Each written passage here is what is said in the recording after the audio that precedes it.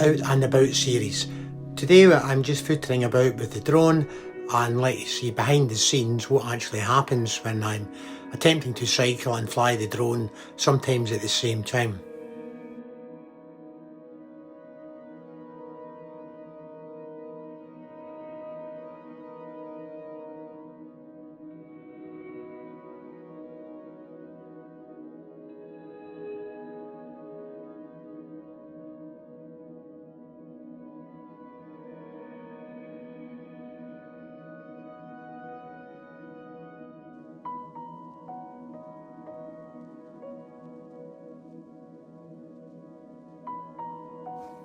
In this shot, you can see me at the very top of the frame. I will cycle down, so I'm just going out the camera, then I'll stop the bike and reposition the drone.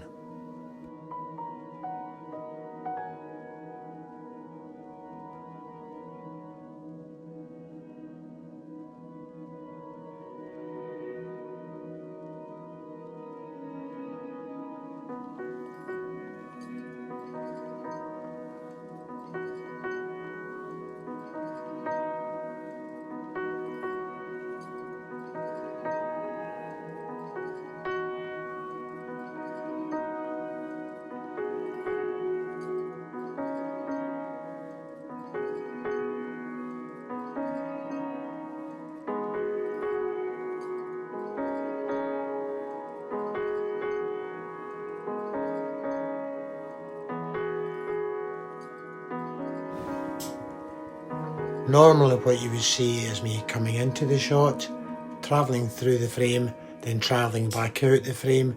It would be edited at that point for the next shot. Once I repositioned the drone, you would see me coming back into the shot again, then travelling along into possibly the distance.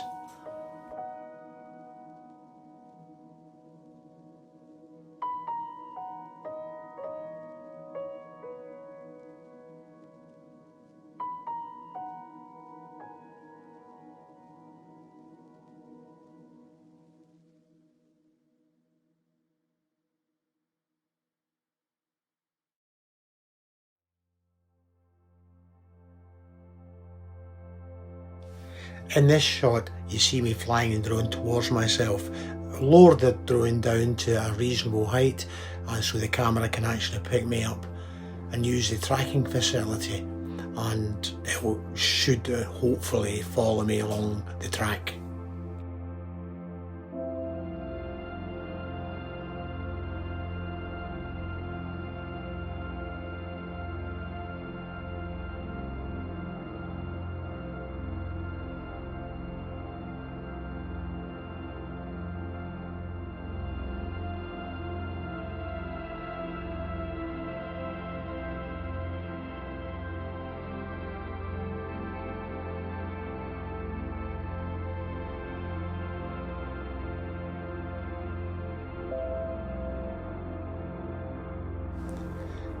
After the drone is repositioned, I can start my cycle and keeping an eye on the drone as it follows me along the path. The iPhone is mounted to the controller, which is on the handlebars. I can have a look to make sure the drone is flying okay, following me correctly. Although sometimes the perspective of the lens gives you false alarms if you think it's going to hit a tree.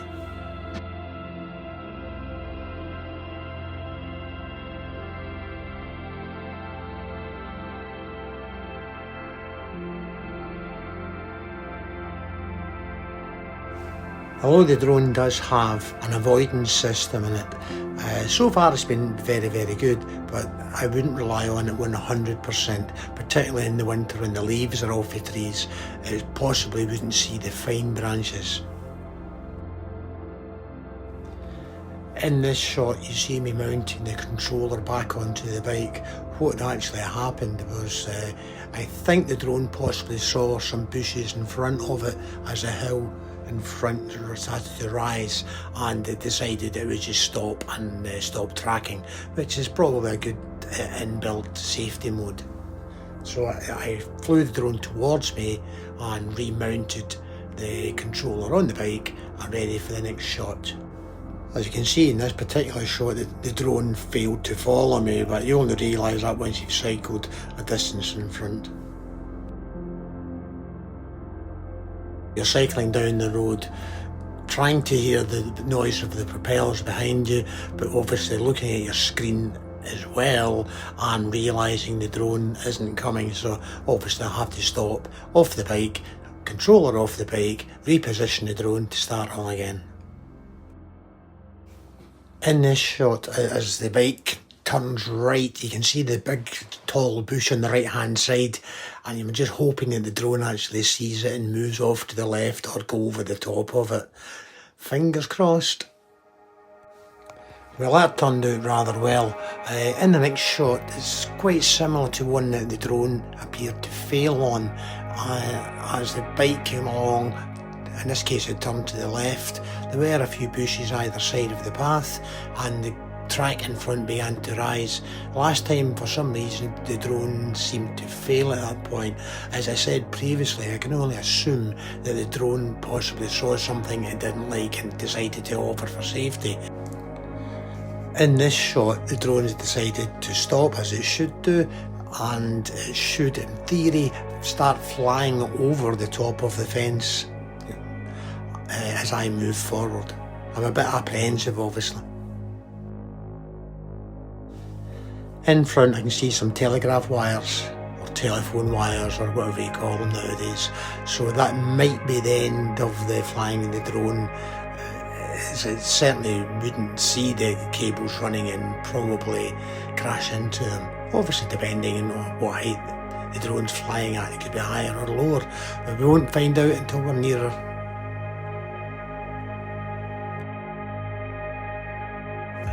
In this shot I've decided to take in some of the scenery with the drone, panning from left to right, then I'll fly forward and again taking another view of the bike, myself coming into the screen and transversing through and back out the frame.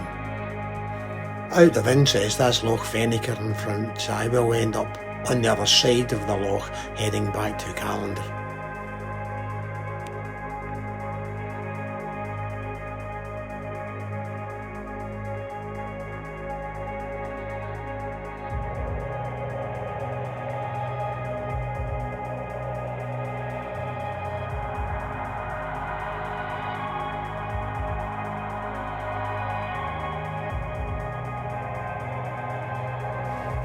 So I've repositioned the drone, getting as much as possible of myself cycling through. Quite fortunate it's like an S-bend, so there's quite a lot of action of myself on the bike and good scenery in the backdrop.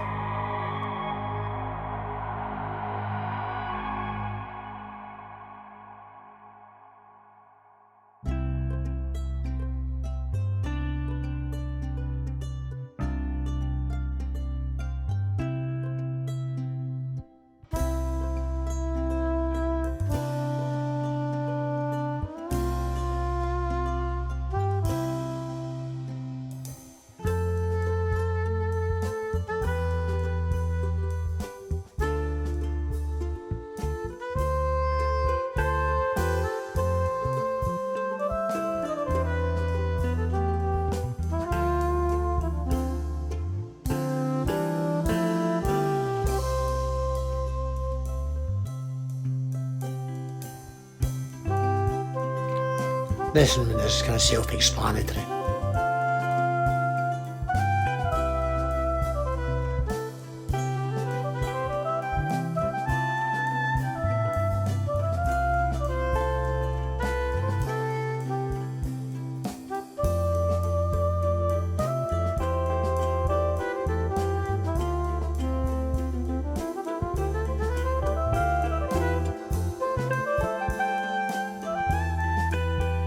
In this shot, I'm repositioning the drone, very aware of the telephone lines crossing the cycle path.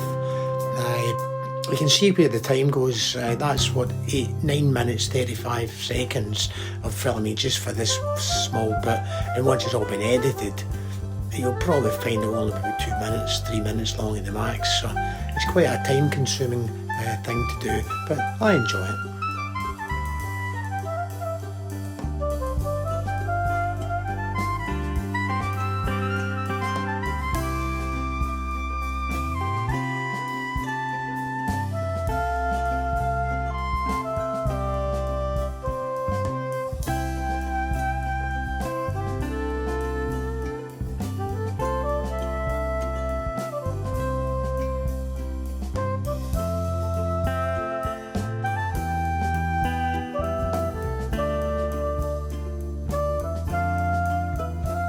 Thanks again for watching, and I hope to have another video out in the next couple of weeks, all weather depending obviously.